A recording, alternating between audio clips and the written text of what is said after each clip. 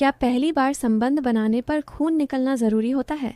क्या सच में लड़कियों के शरीर में कोई ऐसी सील होती है जो सिर्फ सुहाग रात के दिन ही टूटती है?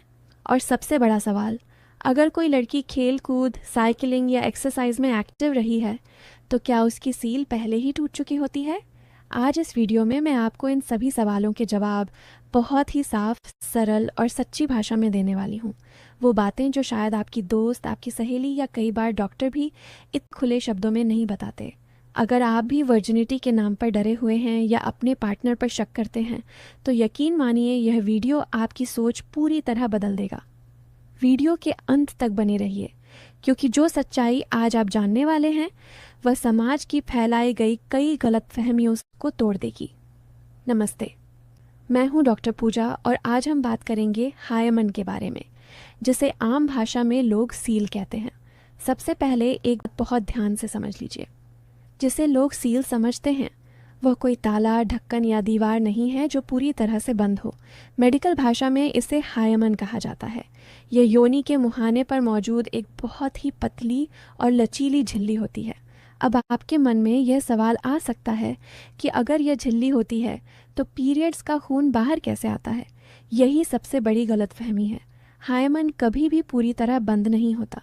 इसमें छोटे छोटे छेद होते हैं ताकि शरीर के ज़रूरी तरल पदार्थ बाहर निकल सकें। यह झिल्ली योनि के प्रवेश द्वार से लगभग 1 से 2 सेंटीमीटर अंदर की तरफ होती है। अब बात करते हैं इसके टूटने की। सबसे पहले यह समझिए कि हायमन कोई ऐसी चीज़ नहीं है जिसे जानबूझकर तोड़ना पड़े। जब पहली बार शारीरिक संबंध बनाए जाते हैं तो प्रवेश के दौरान यह झिल्ली खिंचती है या इसमें छोटे छोटे कट लग सकते हैं। इसी प्रक्रिया को लोग आम भाषा में सील टूटना कहते हैं। लेकिन अब एक बहुत बड़ा सच जान लीजिए। 50% से भी ज़्यादा मामलों में पहली बार संबंध बनाने पर खून बिल्कुल नहीं निकलता।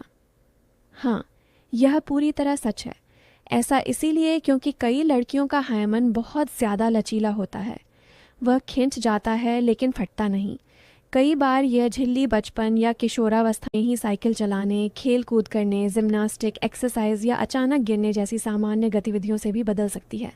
इसलिए अगर आप यह सोचते हैं कि खून नहीं निकला तो लड़की वर्जिन नहीं है, तो आप एक बहुत बड़ी मेडिकल और सामाजिक गलती कर रहे हैं।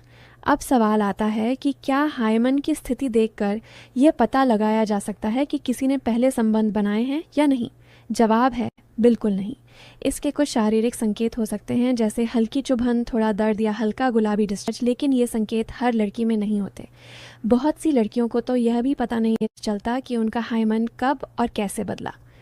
एक बात यहाँ बहुत ज़रूरी है, हायमन का होना या ना होना कभी भी इस बात का सबूत नहीं होता कि किसी ने सेक्स किया है या नहीं। मेडिकल साइंस में वर्जिनिटी को हायमन से जोड़ने का कोई आधार नहीं है। यहाँ तक कि कुछ लड़कियाँ तो हायमन के बिना ही पैदा होती हैं। तो क्या इसका मतलब ये हुआ कि वे गलत हैं?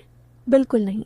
समाज ने सील शब्द को बेवजह डर और शक का कारण बना दिया है, जबकि यह शरीर का एक सामान्य हिस्सा है, जैसे आंखों की पलकें या कान का पर्दा। कई बार पुरुष यह सोचते हैं कि पहली बार में जो टाइटनेस महसूस होती है वह हायमन की वजह से होती है, जबकि असल में ऐसा नहीं है। अगर लड़की डरी हुई है या मानसिक रूप से तैयार नहीं है तो शरीर की मांसपेशियां अपने आप सिकुड़ जाती हैं। इसी वजह से प्रवेश मुश्किल लगता है।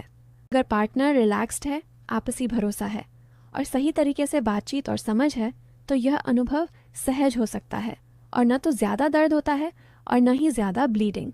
तो इस पूरी चर्चा का नतीजा बहुत साफ है। सील तोड़ना कोई उपलब्धि नहीं है। खून आना किसी के चरित्र का सबूत नहीं है। हायमन किसी की वर्जिनिटी का सर्टिफिकेट नहीं है।